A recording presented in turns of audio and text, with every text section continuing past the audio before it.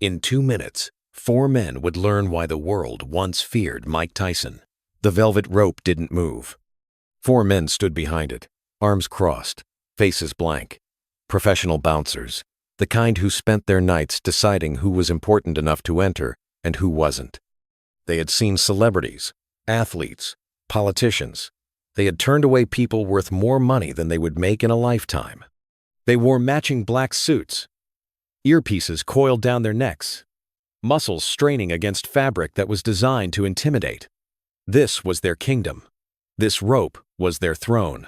But they had never seen anyone like the man standing in front of them now. Mike Tyson, 30 years old, 5'10" and 220 pounds of coiled destruction, former undisputed heavyweight champion of the world, 50 professional fights, 44 knockouts. The most feared puncher in boxing history waited for someone to recognize him. Nobody did, and that was about to become the worst mistake of their professional careers. It was 1996, Las Vegas. The city that never slept was wide awake at 2 a.m., and Club Utopia was the hottest spot on the Strip. A-list celebrities filled the VIP section. Bottles of champagne worth thousands of dollars lined the tables. The music was deafening, the lights were blinding, and the line outside stretched around the block. Mike hadn't planned to come here. He had been at a dinner with friends, and someone suggested they end the night somewhere loud, somewhere alive, somewhere that would remind them they were young and rich and untouchable. So they came to Club Utopia, and now Mike was standing at the VIP entrance, waiting for a rope to move, feeling something he hadn't felt in years: disrespect. The head bouncer was a big man, maybe 6'4", 280 pounds, with a shaved head and a neck that looked like it had been carved from stone. His name tag said Marcus. His expression said he didn't care who you were. "Back of the line," Marcus said, not even looking at Mike directly. "VIP list only." Mike's friend stepped forward. "Do you know who this is? This is Mike Tyson." Marcus finally looked. His eyes moved up and down, assessing, unimpressed. "I don't care if he's the Pope. No name on the list. No entry. Back of the line." The other 3 bouncers shifted slightly, forming a tighter wall. They were all big men, all professional, all completely unaware of what they were dealing with. Mike felt the heat rising in his chest, that familiar warmth that had preceded so many moments of violence in his life, the feeling that Cuss had taught him to control, to channel, to save for the ring. Discipline is doing what you hate to do, but doing it like you love it, the old man used to say. Tonight, discipline was losing. But he wasn't in the ring right now, and these men were pushing buttons they didn't know existed. "I'm not going to ask again," Mike said quietly. His voice was calm, but something underneath it made one of the younger bouncers take a small step back. "Move the rope." Marcus smiled, the kind of smile that said he had heard threats before, had faced down drunk, tough guys 1,000 times, had never once been afraid of anyone who couldn't get past his velvet barrier. "Or what?" Marcus asked, leaning forward slightly. "You gonna knock me out, champ? This isn't the ring. This is my door, and you're not getting through it." He reached out and placed his palm flat on Mike's chest, pushing him backward. That was the mistake. What happened next would be told and retold in Las Vegas for years. Witnesses would give conflicting accounts. Some said it lasted 30 seconds. Some said 2 minutes. Some said Mike threw a dozen punches. Some said it was only 4. But everyone agreed on one thing. They had never seen anything like it. The moment Marcus's hand touched Mike's chest, something switched off behind Mike's eyes. The calm disappeared. The patience evaporated. What replaced it was something primal, something that had been forged in the streets of Brownsville and refined in the gyms of Catskill. Mike's right hand came up faster than anyone could track. It wasn't a boxing punch, no stance, no setup, no windup. It was pure instinct, pure violence. A compact hook that traveled maybe 8 inches and landed flush on Marcus's jaw. The sound was sickening, a wet crack that cut through the ambient noise of the Vegas night. Marcus's head snapped to the side. His eyes rolled back, showing white. His legs buckled instantly, folding beneath him like they had forgotten how to work. He collapsed sideways into the velvet rope, taking the entire stand down with him. His body hit the ground with a heavy thud, unconscious, before he landed. 1 second. One punch. The biggest man was already done. The crowd that had gathered gasped collectively. Someone screamed. Cell phones came out primitive by today's standards, but enough to capture what was about to unfold. The other 3 bouncers reacted on training. They rushed forward together, trying to swarm Mike, to take him down with numbers and weight. It was textbook security protocol: overwhelm the threat, pin them down, wait for backup. Against a normal person, it would have worked. Against Mike Tyson, it was suicide. Mike slipped the first grab like he was slipping a jab, his head moving just enough to let the bouncer's arms close on empty air. The movement was almost beautiful, economical, precise, the product of 10,000 hours of drilling the same motion until it became automatic. His counter was a left hook to the body, short, brutal, targeting the liver with surgical accuracy. The bouncer doubled over, all the air, leaving his lungs in a single explosive gasp. He crumpled to his knees, clutching his side, unable to breathe. 2 down in less than 5 seconds.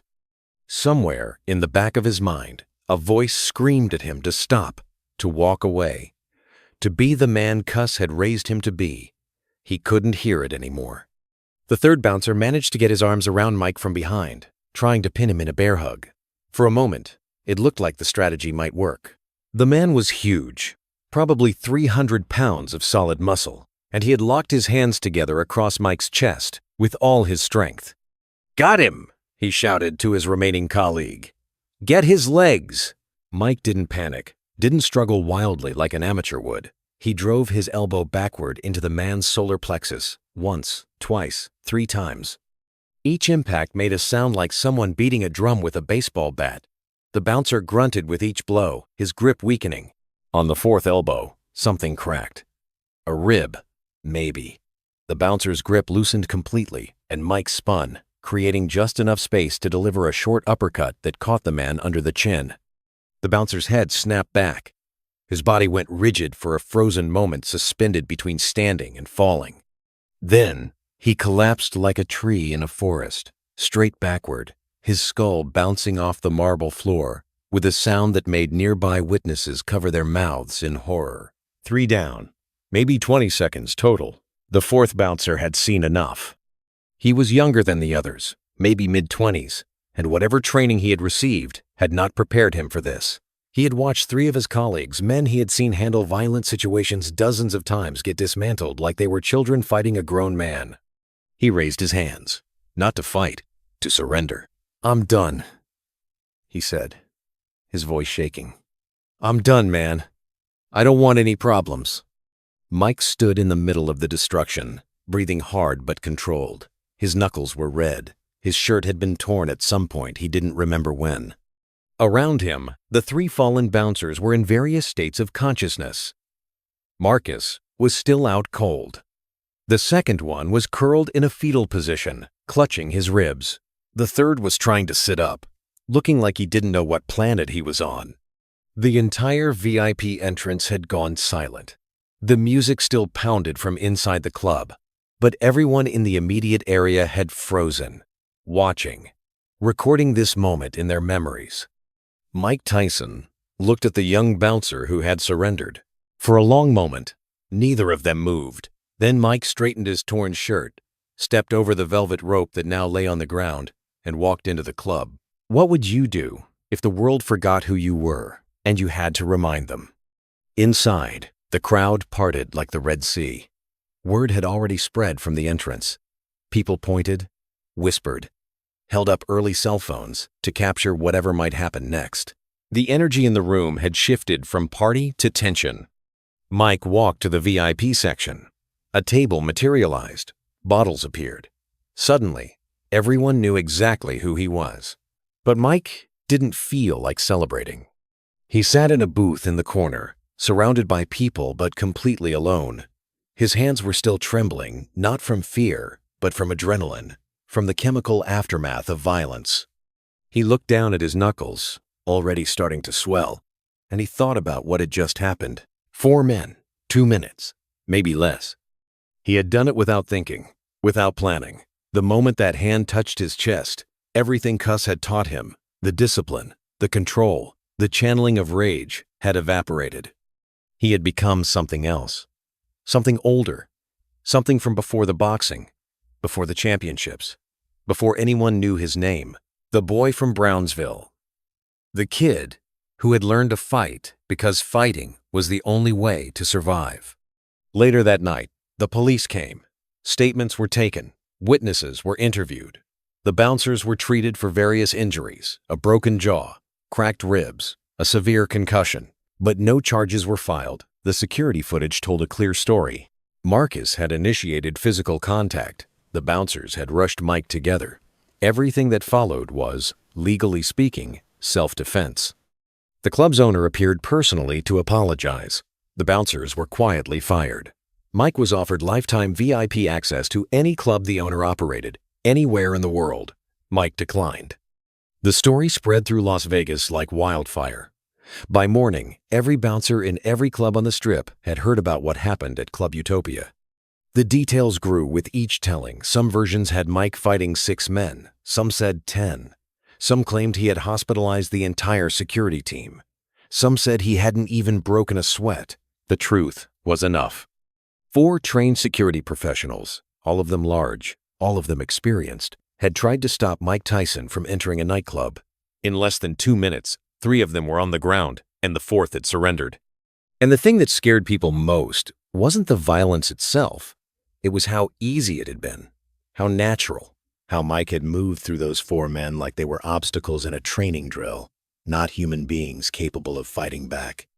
Years later, Mike would talk about that night with something close to regret. "I wasn't proud of what I did," he said, his voice carrying the weight of someone who had spent decades examining his own demons. "Those guys were just doing their jobs. They didn't know who I was. They didn't know what I was capable of. And I could have walked away. I could have gone to a different club, laughed it off, let it go." He paused, staring at something only he could see.